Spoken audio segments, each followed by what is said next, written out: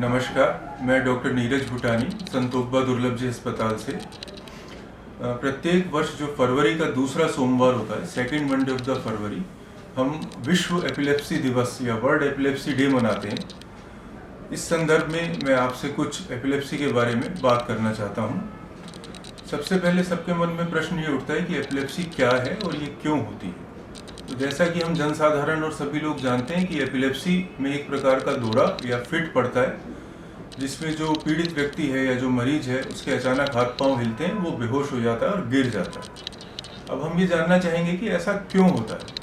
इसके पीछे कारण ये है कि जो हमारा ब्रेन या मस्तिष्क है, ये बहुत सारे सूक्ष्म तंतुओं से बना हुआ होता है, जो आपस में एक दूसरे से जुड़े हुए होते हैं और इन तंतुओं में विद्युत संचालित होती है। ये विद्युत हमारी दैनिक गतिविधियों के लिए आवश्यक है। जैसे हमें अपने हाथ को हिलाना है, कुछ बोलना है, चलना है या बल्कि कुछ सोचना भी है, तो भी हमारे मस्तिष्क में ये विद्युत प्रवाहित होनी चाहिए।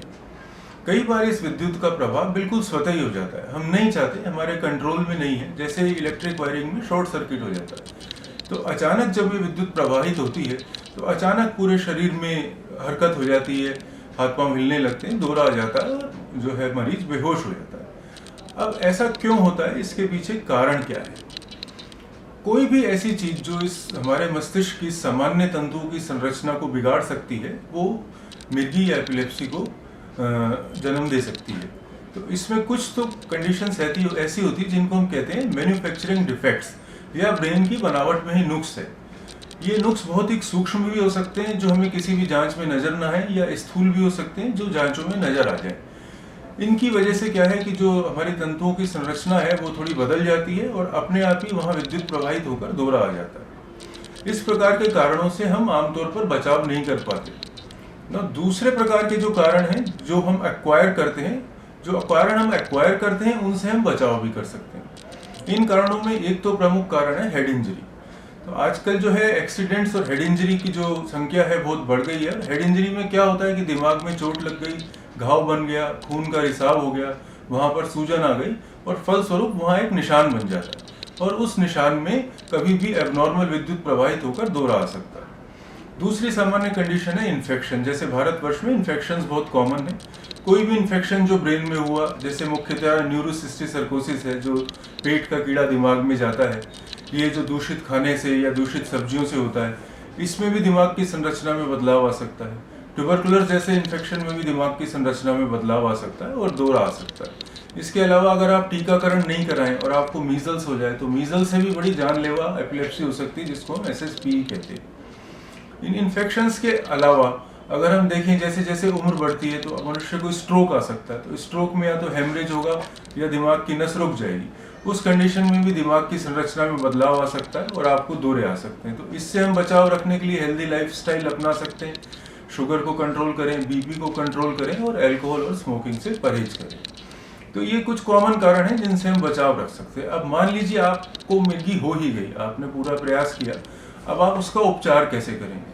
तो मैं आपको बताना चाहता हूँ कि मिर्गी के उपचार के लिए इस समय कम से कम 25-30 प्रकार की दवाइयाँ पूरे विश्व में और भारतवर्ष में उपलब्ध हैं।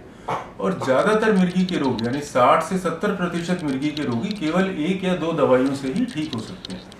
उसके अलावा कुछ और रोगी ऐसे होते हैं जिनमें 1 या 2 दवाइयां काम नहीं करती, उनको ज़्यादा दवाइयों का कॉम्बिनेशन भी लेना पड़ सकता है। और बहुत ही कुछ प्रतिशत रोगियों में ऐसा होता है कि दवाइयां काम नहीं करती, तो उसमें एक एपिलेप्सी सर्जरी का एक ऑप्शन है अपने पास, ऑपरेशन का। उसमें दिमाग का जो हिस्सा एबनॉर्मल इम्पल्स जनरेट कर रहा है, उसको हम डिसेक्ट करके दिमाग से हटा देते हैं, तो जो है एपिलेप्सी से हमें निजात मिल सकती है।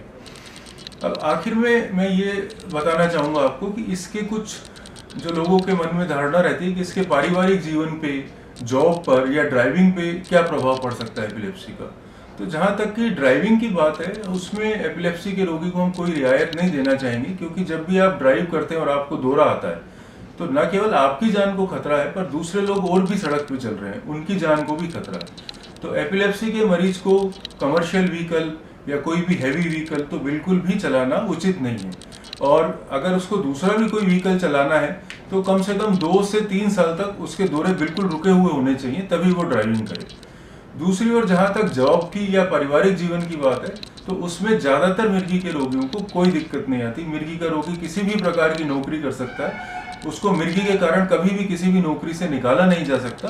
केवल एक कंडीशन है, अगर वो बहुत हैवी मशीनरी के पास काम करता है तो वहां से उसको काम नहीं करना चाहिए, ताकि अगर उसको दौरा है तो उसका कोई नुकसान ना हो। जहाँ तक पारिवारिक जीवन की बात है, मातृत्व की बात है, तो ज़्यादातर मिर्गी के रोगी सुखी पारिवारिक जीवन भी अपना सकते हैं, मातृत्व सुख से भी वो वंचित नहीं रह सकते और अपने सारे जो है जिम्मेदारियां पूरी कर सकते हैं। तो आखिर में मैं आपको यही संदेश देना चाहता हूं कि मिर्गी के बारे में जागरूक रहें, विशेषज्ञों से मिलकर जानकारी हासिल करते रहें और मिर्गी से भयभीत ना हो। धन्यवाद।